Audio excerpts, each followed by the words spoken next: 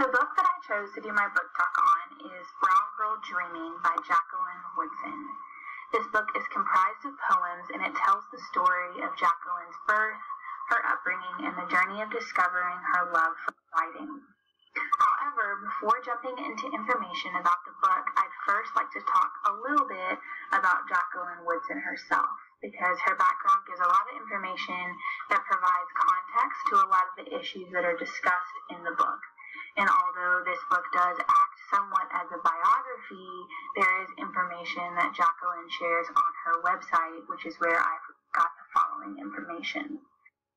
First, I would like to discuss a little bit about how and where Jacqueline grew up. So she was born in Ohio, where she lived with her mother and her father, but when her parents separated, her mother moved her and her two older siblings down to South Carolina, and there they lived with Jacqueline's grandparents until they moved to New York City after her mother had another baby named Roman.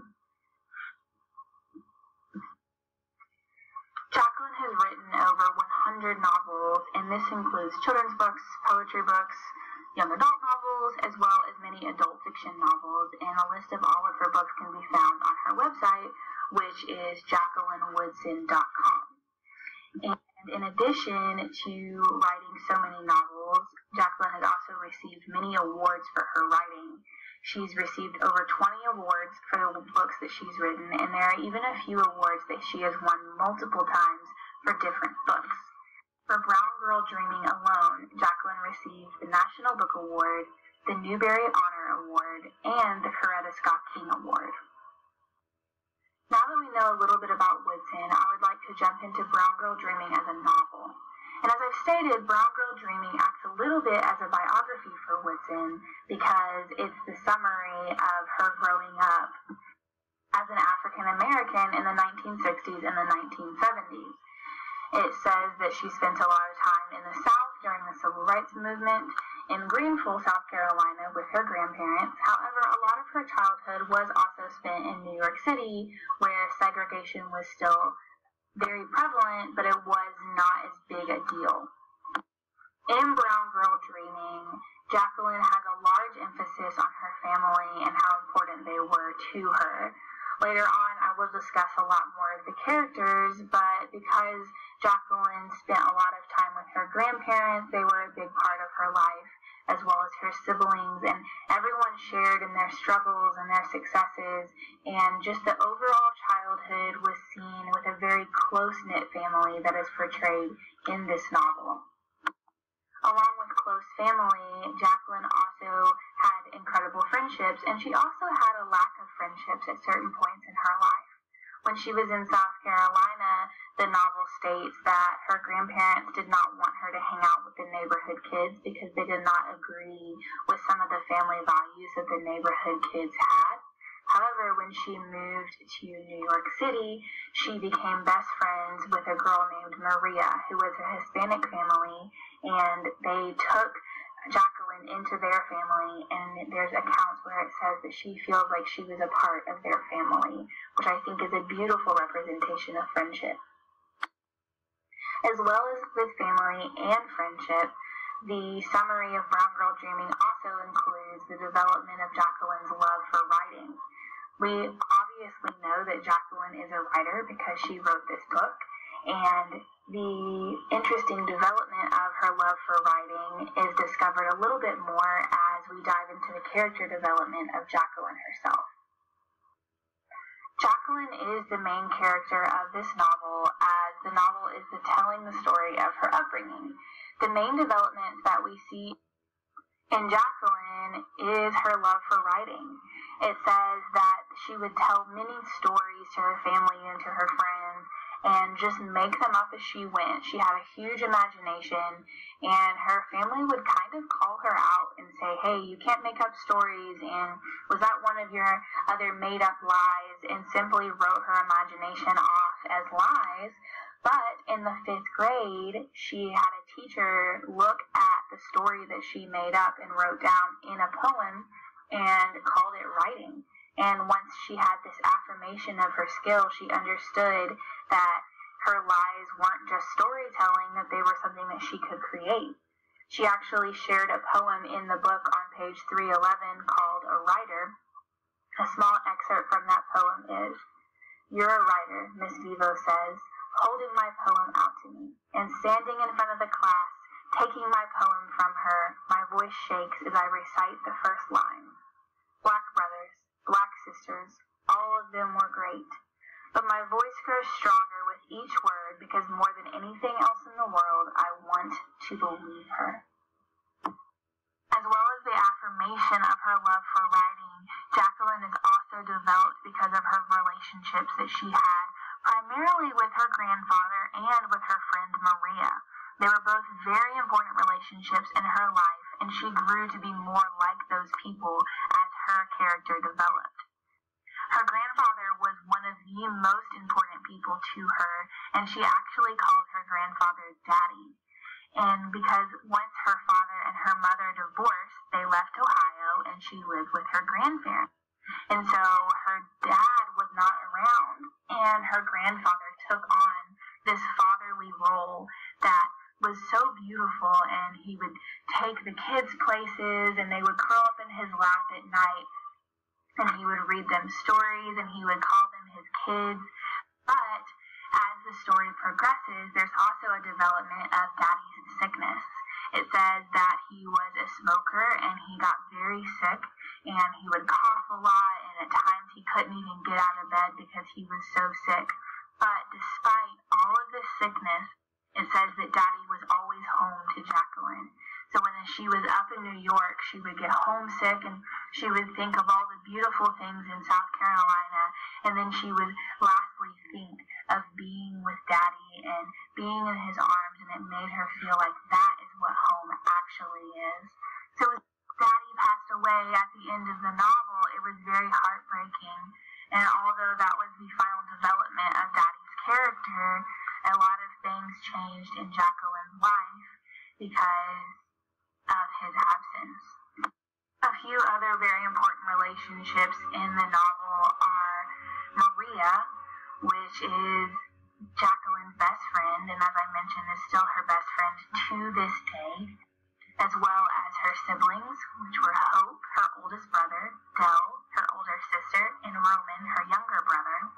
And it says that her relationships with them were so different because Hope and Dell were very intelligent, and Jacqueline did not see herself as intelligent.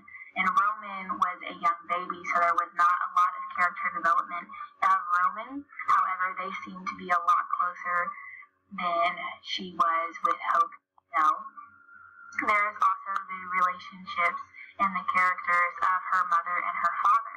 Her mother is mentioned a lot more than her father because her mother was present and her father was not present after they divorced. It actually says that she did not see her father again until she was 14 years old, but she felt as though when she saw her father again that a puzzle piece just fell into her life because there was parts of her personality that she did not understand, and she was finally able to understand them when she met her father again. But her mother was such a caring woman and was always there for their family and did everything she could to be the mom that the kids needed. In addition to her parents, her grandmother and her aunts and her uncles were also important characters in the story because there was a big emphasis on family. She did not grow as close to her grandmother as she did her grandfather, but they were still very important characters in the story. Some themes that were present in Brown Girl Dreaming are self-discovery, belonging, and religion. And I would like to dig a little bit into these themes and read a few excerpts from the book that show these themes. There is a poem called Other People's Memory, and it's found on page 17 and 18, and it is simply a poem that recounts the story of Jacqueline's birth. And it's like she's asking her mother, her father, her grandmother, and her grandfather about her birth, and they all have different accounts of it. So she has all of these different memories, and she's still not entirely sure who she is. But then there's this poem called Stevie and Me, and it's found on page 227 and 228. It says that she's walking through a library and she picks up a book and it has a boy on it. The name of the book is Stevie, and she begins to read it. And it says, "If someone had taken that book out of my hand and said, 'You're too old for this,' maybe I'd never have believed that someone who looked like me can be in the pages of the book, that someone who looked like me had a story." This self-discovery moment was so beautiful to her because she found out that she too could have a story. And the final poem that I would like to look at that shows her self-discovery is entitled "The Bushwick History Lesson." And it's simply a poem about Bushwick Avenue and how it got its name, and there was many different cultures there, and it made her understand that she didn't just appear one day, that she didn't just wake up and know how to write her name because she knew that she was a long time coming, that she discovered who she was. Another theme that presents itself is the theme of belonging, and there is a poem entitled "At the End of the Day" on page 53 and 54, and it's her grandfather telling about how he goes to work and he does not feel like he fits in, and there's segregation, but then when he comes back home to Nicholtown, he feels at home because there's people like him. And she says at the end of the poem, "This evening, I am happy to belong to Nicholtown." And there's a lot of things like this in this story because they feel like they don't belong as African Americans in the South. But there's one in particular called Mrs. Hughes' House where she's going to a daycare and she says that she's sticking out because she was in the city and now she's back in South Carolina, and she feels like she doesn't belong there because she's going back and forth from one home to another. A final poem that embodies the theme of belonging is entitled "What Everybody Knows Now," and it's just a recount of them walking through the streets after segregation laws have been lifted, and they still don't necessarily feel like they belong there, that they can't go into places where the laws were present. The final theme that sticks out is the theme of religion, and this theme is mentioned all throughout the book because her family is Jehovah's Witness. There is a poem entitled "The Other Infinity" that simply talks about eternal life, and if they do good things, then they can reach eternal life. There is a poem entitled "Because We're Witnesses," and it's saying that there's this long list of things that they cannot do. There's no Halloween, there's no war, there's no celebrating America's flag because they're Jehovah's Witnesses and they cannot partake in these things.